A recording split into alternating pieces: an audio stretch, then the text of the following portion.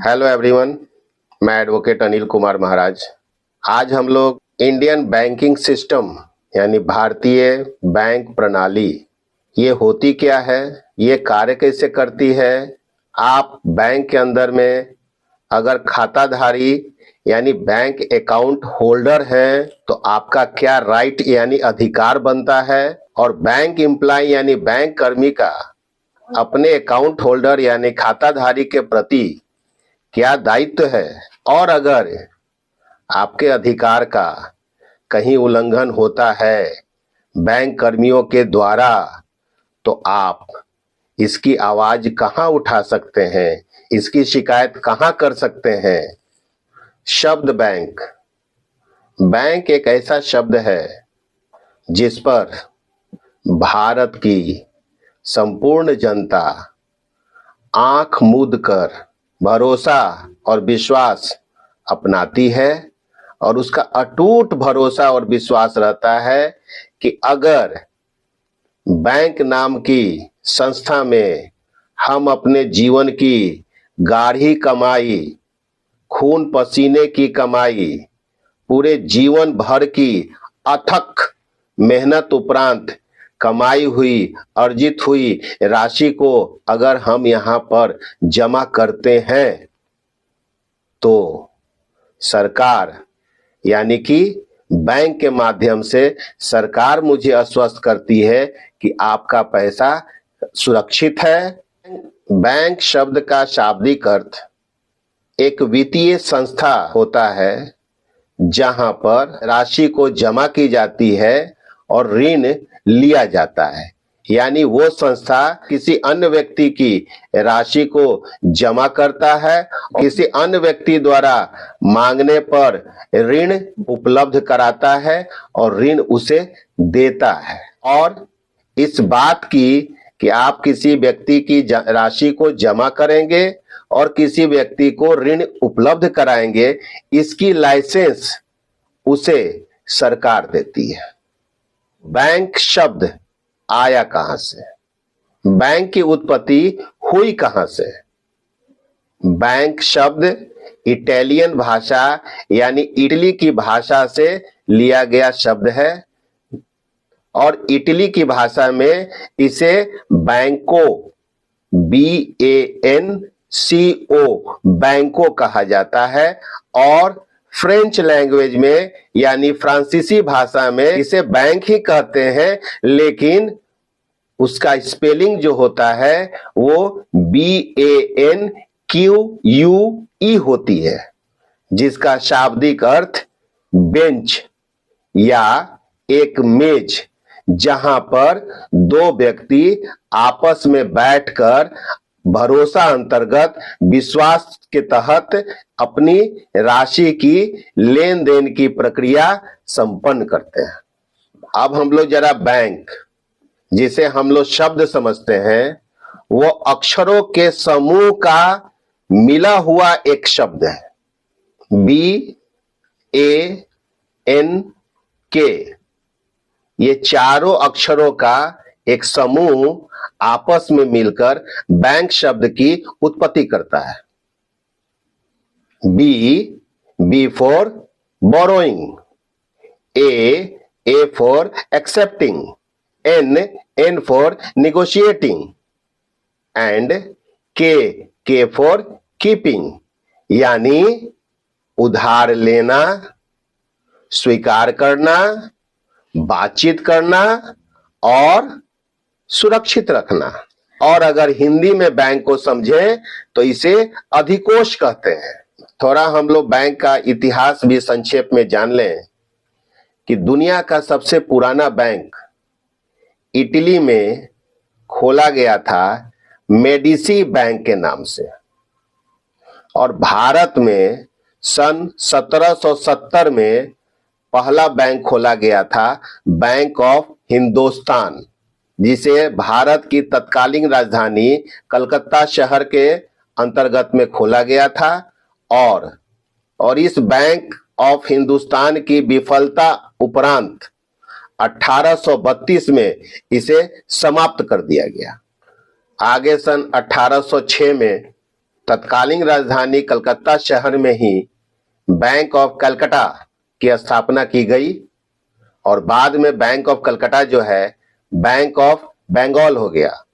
उसके कुछ सालों बाद बैंक ऑफ मद्रास और बैंक ऑफ बॉम्बे अस्तित्व में आए और bank of Bengal, bank of Madras और बैंक ऑफ बॉम्बे तीनों को इंपीरियल बैंक में समाहित यानी मर्ज कर दिया गया और 1 जुलाई 1955 को स्टेट बैंक ऑफ इंडिया की स्थापना की गई, जो कि हमारे भारत की सबसे पुरानी और सबसे बड़ी बैंक है और आज भी कार्यरत है। संक्षेपित इतिहास के अंतर्गत थोड़ा आरबीआई यानी रिजर्व बैंक ऑफ इंडिया को भी हम लोग समझ लें। 1935 में रिजर्व बैंक ऑफ इंडिया की स्थापना कलकत्ता शहर में ही हुई और इसकी मुख्यालय भी वहीं बनाई गई। बाद में इसकी मुख्यालय को बंबई हस्तांतरित कर दिया गया और इसे केंद्रीय बैंक की दर्जा दी गई और ये भारत में कार्यरत जितने भी सरकारी बैंक या गैर सरकारी बैंक हैं सभी का ये वियामक या गति व्यवस्थापक के रूप में जाना जाता है और ये समय अंतर्गत अपना परामर्श, अपना दिशा निर्देश जारी करता है, जिसके अंतर्गत भारत के सभी बैंक इसके अधीन काम करते हैं। भारतवर्ष में कुछ बैंक ऐसे हैं जो रिजर्व बैंक ऑफ इंडिया के अधीन कार्य नहीं करते हैं और उन बैंकों पर भारतीय रिजर्व बैंक की कोई दिशा निर्देश या कोई परामर्श लागू नहीं होती है। अब हम लोग बैंक में खोले गए खाता के खाताधारी के अधिकार के संदर्भ में कुछ चर्चा करें और बैंक कर्मियों के दायित्व के बारे में कुछ चर्चा करें। बैंक के अंतर्गत अगर हम लोग कोई खाता खोलते हैं, पैसे का निकासी और जमा दोनों होता है और कुछ दिनों के बाद खाताधारी की मृत्यु हो जाती है। ऐसी स्थिति परिस्थिति के अंतर्गत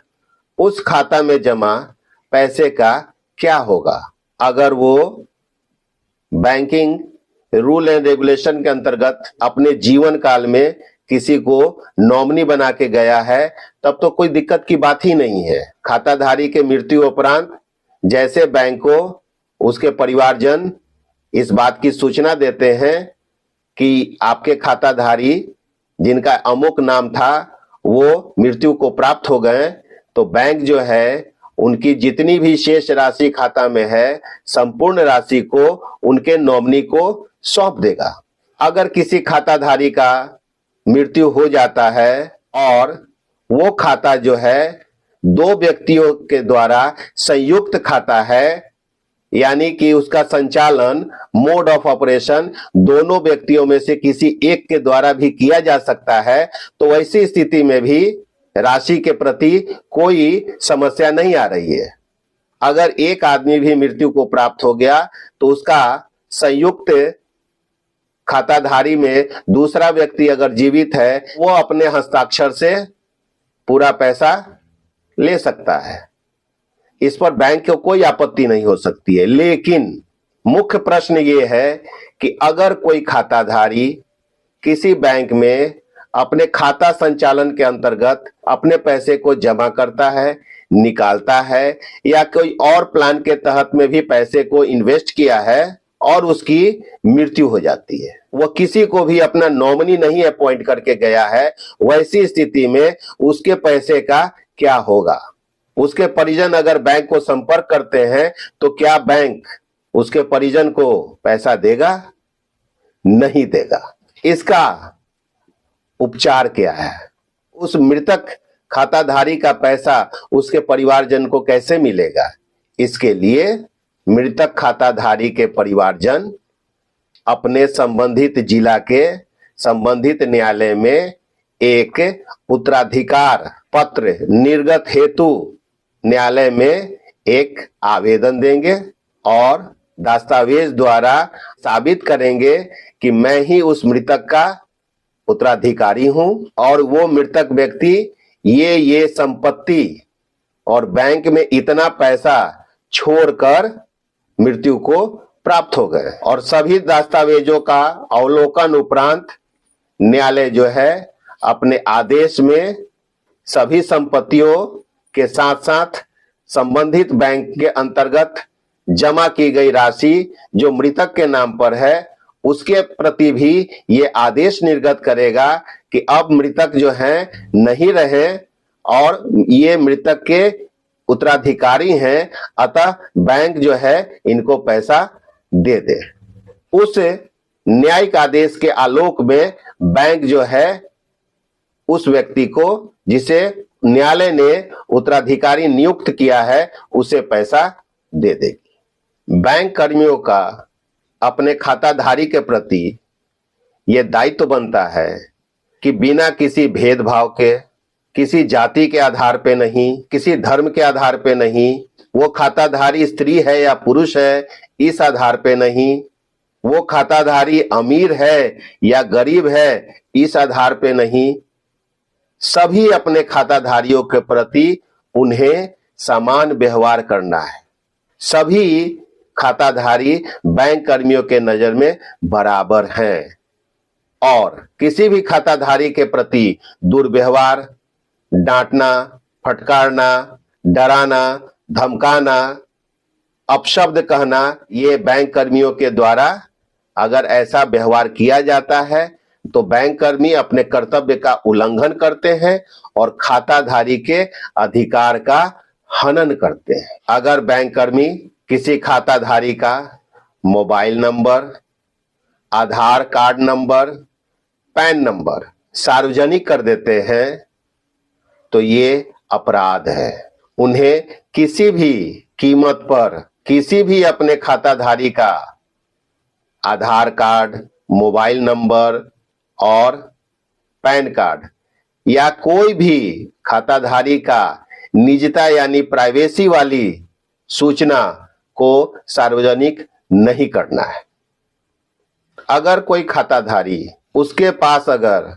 फटे पुराने नोट हैं तो वो अपने अधिकार तहत किसी भी शाखा में जाकर उसे बदल सकता है और उस बैंक के कोई भी बैंक कर्मी इस बात से इनकार नहीं कर सकते हैं और अगर इनकार करते हैं तो अपने कर्तव्य का उल्लंघन करते हैं और उसके अधिकार का हनन करते हैं। अगर कोई खाताधारी किसी प्रकार का चेक, अक्सर ऐसा देखने को मिलता है कि कोई व्यक्ति अपने बैंक में गया, अपने अकाउंट में चेक डाला, चेक डालने का सभी लोग जानते हैं कि सामान्य प्रक्रिया है कि एक बॉक्स रहता है, आप उसमें एक पेइंग स्लिप भरकर चेक लगाकर उसको पिन अप कर उसमें डाल दें। लेकिन इसका सबूत कहां है? अगर कोई चेक जो है खाताधारी ड्रॉप करता है बॉक्स के अंदर में, तो अगर वो चाहे और उसके मांगने पर बैंक जो है उसे एक पावती यानी कि एक्नॉलेजमेंट देगा और देने से इनकार नहीं कर सकता है। अगर कोई खाताधारी बैंक में लोन लेने के लिए लोन प्रक्रिया तहत आवेदन दिया है और कुछ दिनों के बाद उसकी लोन की फॉर्म को रिजेक्ट कर दिया जाता है बिना किसी कारण से, तो ये बैंक कर्मी अपने कर्तव्य का उल्लंघन करते हैं। अगर बैंक कर्मी किसी व्यक्ति का लोन आवेदन को रद्द करते हैं, खारिज करते हैं, तो उन्हें लिखित में उचित कारण दर्शाना होगा। प्रायः सभी लोग इस समस्या से कभी ना कभी सामना जरूर किए होंगे कि किसी भी बैंक में जब आप किसी कारणवश किसी काम की संपन्नता हेतु जब आप प्रवेश करते हैं और आपको ये नहीं पता कि उस समय लंच टाइम है या लंच टाइम नहीं है। जब आप जाते हैं संबंधित काउंटर पर तो आपको एक सूचना दी जाती है, आधा घंटा बाद आएंगे आप, 45 मिनट बाद आइए। कारण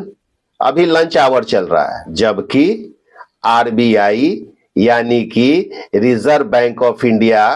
के दिशा निर्देश में और रूल एंड रेगुलेशन में बैंक का कोई लंच आवर नहीं होता है। ये लंच आवर सभी बैंकों में अपने सुविधा अनुसार उस बैंक के कर्मियों के द्वारा बनाया गया समय है। आरबीआई अपने गाइडलाइन में स्पष्ट कहती है कि किसी भी बैंक में अगर कोई हमारा खाताधारी या हमारा ग्राहक प्रवेश करता है तो बैंक से संबंधित कार्य जो हैं किसी भी स्तर में बंद नहीं होंगे। कार्य अवधि के अंतर्गत और भोजन अवकाश चाहिए यानी लंच टाइम चाहिए तो वहां उस बैंक के शाखा में जितने लोग कार्यरत हैं वो सभी एक साथ भोजनावकाश यानी लंच के लिए न जाएं, बारी बारी से जाएं ताकि बैंक का कार्य प्रभावित न हो और किसी भी खाताधारी या हमारे ग्राहक को इंतजार करना पड़े। अब अगर इस तरह के आपके अधिकार का उल्लंघन होता है तो आप उनको इस बात को याद दिलाइए, उसके बावजूद उन पर कोई प्रभाव नहीं पड़ता है तो आप उसी बैंक में एक कंप्लेंट शिकायत पुस्तिका रखी रहती है, उस पुस्तिका में उस कर्मी के प्रति अपनी शिकायत दर्ज करें। उसके बाद भी अगर उस पर कोई एक्शन नहीं होता है तो उसी ब्रांच के शाखा प्रबंधक यानी मैनेजर को आप इसकी शिकायत कर सकते हैं। शाखा प्रबंधक भी इस पर कोई एक्शन नहीं लेते हैं तब आप ग्रीवांस रिड्रेसल फोरम के अंतर्गत में जाकर अपना आवेदन दे सकते हैं। ग्रीवांस रिड्रेसल फोरम भी आपकी बात को अनसुनी कर देता है या तत्परता पर उस पर कोई कार्रवाई नहीं करता है, तब अंततः आप जो हैं इन सभी के खिलाफ रिजर्व बैंक के अंतर्गत बैंक लोकपाल यानी बैंक ओम्बड्समैन को लिखित आवेदन प्रेषित करेंगे, चाहे वो डाक के द्वारा भेजें या ऑनलाइन भेजें, उस पर सुनवाई होगी ही होगी। लेकिन किसी भी घटना के प्रति बैंक ओम्बड्स यानी बैंक लोकपाल को शिकायत करने की अवधि घटना घटित तिथि से 1 साल के अंदर।